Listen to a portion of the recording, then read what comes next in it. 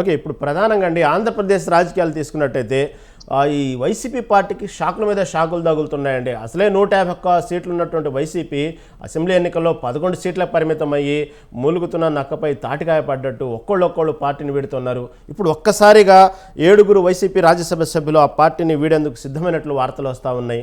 ఈ పార్టీకే మోపిదేవి వెంకటరమణ ఈరోజు రాజీనామా చేయడానికి సిద్ధమయ్యారంటూ కూడా వార్తలు వస్తున్నాయి. ఇటు పక్క బీదా మస్తాన్ రావు కూడా రాజీనామా చేస్తున్న వార్తల నేపథ్యంలో ఒక్కసారిగా మోపిదేవి వెంకటరమణ, అయోధ్య రామిరెడ్డి, పిల్లి సుభాష్ చంద్రబోస్, గొల్లా బాబురావు, మేడా రఘునాథ్ రెడ్డి, ఆర్ కృష్ణయ్య, బీదా మస్తాన్ రావు వీళ్ళు 7 ఒకేసారి రాజ్యసభ సంబంధించినటువంటి వాళ్ళు పార్టీని పెడతారన్న ప్రచారం జరుగుతూ ఉంది.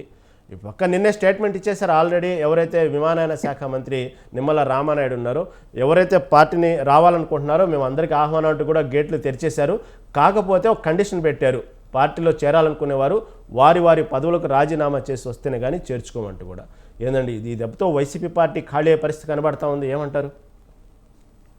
ఇప్పుడు పార్టీ ఫిరాయింపులు అన్నది వాళ్ళ కొత్త ఏం కాదు, కానీ ప్రతిసారి జరుగుతూనే ఉన్నది. ఎవరు అధికారంలో ఉంటే అధికారం వైపు రాజకీయ నాయకులు మొగ్గు చూపుతున్నారు. ప్రస్తుత కాలంలో నీతి నిజాయితీ ఏం లేవు, సిద్ధాంతాలు ఏం లేవు. ఈ పార్టీలో ఉన్నాను, ఈ పార్టీలో నేను జీవించాను, పైకి వచ్చాను, ఈ పార్టీని విడకూడదు అనేది లేకుండా పోయింది. నాయకులు అలా తయారైపోయి ఇక్కడ ఎందుకు వైఎస్ఆర్సీపీని వదిలిపెట్టాలని అనుకుంటున్నారు అన్నది ప్రశ్న. మరి ప్రతిపక్ష పార్టీగా అది నిలబడి మళ్ళీ రాబోయే ఎన్నికల్లో మళ్ళీ అధికారంలోకి రావడానికి అవకాశం ఉంటుంది కదా, ఎందుకు వదులుతున్నారు అంటే ఇవాళ జగన్మోహన్ రెడ్డి గారి మీద ఒక అభద్రతా భావం ఏర్పడింది అందరికి. ఏం జరుగుతుందో కేసుల్లో, ఖచ్చితంగా ఏదో కేసులో ఇతను జైలుకి పోతాడేమో, పోతే పార్టీ నడిపే వాళ్ళు ఎవరు, ఆల్టర్నేట్ లేరు. ప్రాంతీయ పార్టీల పరిస్థితి ఏంటంటే ఆల్టర్నేట్ తయారు చేసుకోవాలి. జాతీయ పార్టీలకు ఆ ఇబ్బంది ఉండదు, ప్రాంతీయ పార్టీలు ఆల్టర్నేట్ తయారు చేసుకోవాలి కదా నాయకులని. ఇప్పుడు ఎవరు అక్కడ, ఎవరంటే ఊరికి భారతి గారి పేరు వస్తుంది. మరి ఆమె చేయగలుగుతుందా, పార్టీని నిలుపుకోగలుగుతుందా అన్నది కూడా పెద్ద సమస్య.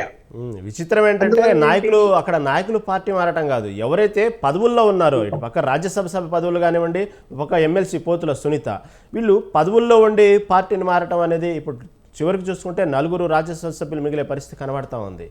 పార్టీలు కనీసం పార్టీలో పదవులు ఉన్న వాళ్ళు అనుభవించకుండా ఇంకా టైం ఉంది కదా, ఎందుకు ఇంత తొందర నిర్ణయాలు తీసుకుంటున్నారంటే ఏమంటారు? ఇప్పుడు అధికారం వైపు ఉండాలి కదా, పదవి ఉండొచ్చు, రాజ్యసభ ఉండొచ్చు, లేకపోతే శాసన మండలి సభ్యులుగా ఉండొచ్చు, అధికారం వైపు ఉండాలి కదా. ప్రతిపక్షం వైపు ఉంటే ఇబ్బందులు పాలవుతామేమో, మళ్ళీ మన మీద కూడా కేసులు పెడతారేమో, మన ఆస్తుల మీద జోలికి వస్తారేమో. ఇప్పుడు ఎప్పుడైతే రాజకీయ నాయకుల అవినీతి పెరిగిందో వాళ్ళు ఎంతసేపు ఉన్నా వాళ్ళ స్వార్థం చూసుకుంటారు, మళ్ళా తిరిగి సంపాదించేది చూసుకుంటారు, లేకపోతే ఉన్న ఆస్తులు కాపాడుకోవాలని చూసుకుంటారు తప్ప వాళ్ళకి పార్టీ సిద్ధాంతాలు ఎక్కడున్నాయి, ఎక్కడ లేవు. ఇప్పుడు 11 మంది రాజ్యసభ మెంబర్లు ఉన్నారు. ఇప్పుడు ఏదైనా అవసరం ఉంది అనుకుంటే కేంద్రంలోని బీజేపీకి అవసరం ఉంటుందేమో గానీ వాళ్ళతో తెలుగుదేశం పార్టీకి ఏమో అవసరం ఉంటుంది. రాజ్యసభ మెంబర్లు ఎక్కువ వచ్చితే వాళ్ళకి ప్రయోజనం ఏముంటుంది, ఏం లేదు. అదే కదా, అదే పార్లమెంటు సభ్యులు వస్తే కూడా ఎంపీలు 4 ఉన్నారు, వాళ్ళతో కూడా ఏం పని లేదు వాళ్ళకు. అలాగే రాష్ట్రంలో సంపూర్ణ మెజార్టీతో ఉన్నారు తెలుగుదేశం పార్టీ. శాసనసభ్యులతో 11 మందిలో జగన్మోహన్ రెడ్డి తీస్తే 10 మందితో కూడా అవసరం లేదు ఇక్కడ. అవును, ఏదన్నా కేంద్రంతో సంబంధాలు ఏదన్నా ఉన్నాయంటే జగన్మోహన్ రెడ్డికి వైసీపీ పార్టీ కానీ ఏదో కొద్ది గొప్ప ఆశ రాజ్యసభ సభ్యులకు సంబంధించినటువంటి మెంబర్ల మీద ఆశలు పెట్టుకున్నారు. ముందు భవిష్యత్తులో వైసీపీతో కేంద్రానికి అవసరం ఉందంటే ఆ రాజ్యసభ సంబంధించని, ఆ రాజ్యసభ సంబంధించిన వాళ్ళు కూడా ఈ విధంగా పార్టీ మారితే అనుకున్నది ఇప్పుడు పబ్లిక్లో ఏదైతే టాక్ ఉందో టీడీపీ వాళ్ళు చెప్పుకుంటున్నారో, కాబట్టి గడ్డు కాలం ఎదుర్కోబోతున్నారా జగన్ అంటే? ఖచ్చితంగా డబ్బాలు ఎదుర్కొంటాడు. ఎందుకంటే వీళ్ళందరూ కూడా ఇప్పుడు అతను అధికారంలో ఉన్నప్పుడు వ్యవహరించిన తీరు, ఇవాళ వ్యవహరించే తీరు ఏం మార్పు లేదు. ఇప్పుడు తను ఒక డిక్టేటర్ లాగా తను తీసుకునే నిర్ణయాలను మీరు అమలు చేయండి అంటాడు తప్ప వాళ్ళందరి అభిప్రాయాలు తీసుకొని వాళ్ళకి అనుకూలంగా ఆయన రాజకీయ పార్టీని నడపలేదు, ప్రభుత్వాన్ని నడపలేదు. అందువల్ల ఇప్పుడు ఉండి ప్రయోజనం లేదు, ఏదో జరుగుతుంది, మనం ఇప్పుడే జారుకుంటే మంచిది అనేటువంటి ఆలోచనలోకి వచ్చారు. వచ్చినప్పుడు ఇప్పటి వరకు గేట్లు తెరవని తెలుగుదేశం పార్టీ నిన్న సడన్ గా చంద్రబాబు నాయుడు గారు గేట్లు తెరిచేశారు. అవును. గేట్లు తెరిచేసి కాకపోతే కండిషన్ పెట్టుకున్నాడు, మీరు పదవులకు రాజీనామా చేసి రండి అని. ఇప్పుడు పదవులకు రాజీనామా చేసి రండి అంటే మరి ఇంకా పదవికి పోతే గనక కొంతమందికి ఇబ్బందికరమైన పరిస్థితి వస్తుంది. అలాగే మరి తెలుగుదేశానికి వెళ్ళటం వల్ల ప్రయోజనం ఉందా, జనసేనకు వెళ్తే ప్రయోజనం ఉంటుందా, బీజేపీకి వెళ్తే ప్రయోజనం ఉంటుంది అని కూడా ఆలోచిస్తారు కదా. ఇప్పుడు బీజేపీ వాళ్ళు ఆ కండిషన్ ఏం పెట్టలేదు, రాజీనామా చేసి రండి అని అంటున్నారు. కానీ గతంలో చూసాం కదా, మూకమ్మడిగా రాజ్యసభ మెంబర్ అంతా వెళ్ళిపోయారు.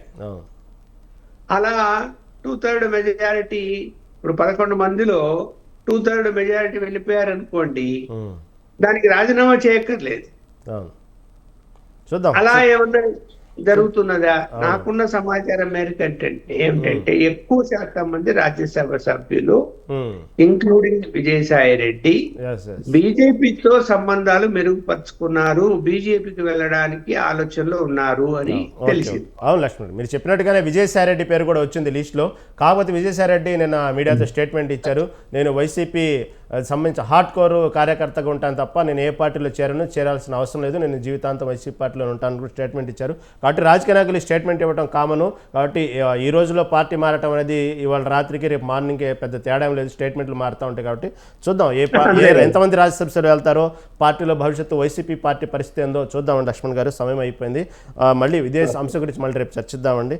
ఓకే లక్ష్మణ్ గారు, చర్చలో పాల్గొన్నందుకు ధన్యవాదాలండి.